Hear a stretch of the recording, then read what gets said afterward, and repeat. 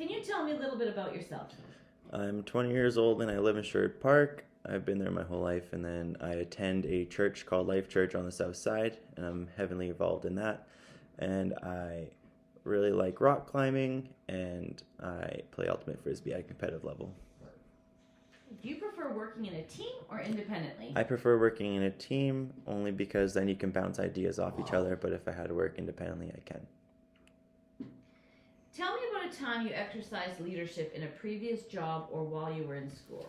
When I was back in clinical in June, my clinical instructor made each person in my clinical group a team leader, which basically means that in the morning they would go on the unit first and grab their Cardex and bring it back to all of us, and then divvy up each patient goes to whichever student.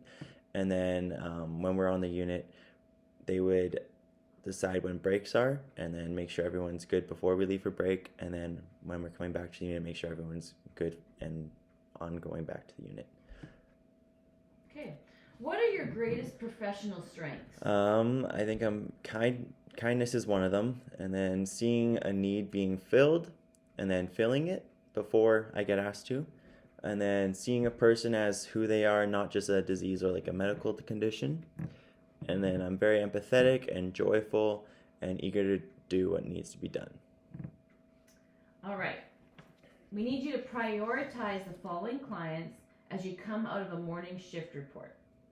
So number 1, fresh post-op ORIF left hip just came to the unit after having emergency surgery on nights due to a severed femoral artery.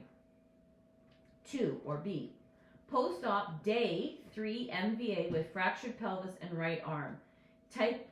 History of type 1 diabetes, CS is 3.8. They are alert and orientated, times 3. Breakfast is served at 0800. And 3, it's a post-op day 3 ORIF left ankle. Discharges today. Family at bedside is impatient to leave, and no discharge teaching has completed yet.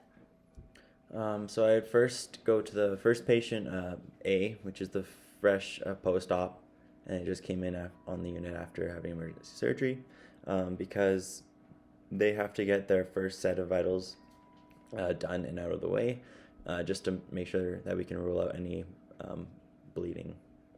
And then the second would be the 3-day post-op, with the history of type 1 diabetes, because breakfast is served at 0800, so he has to get his blood glucose before the breakfast is served. And then the third would be being the one that's just discharged today, because he's basically just waiting for the okay to go and get patient teaching, which can wait a bit longer than all the rest can.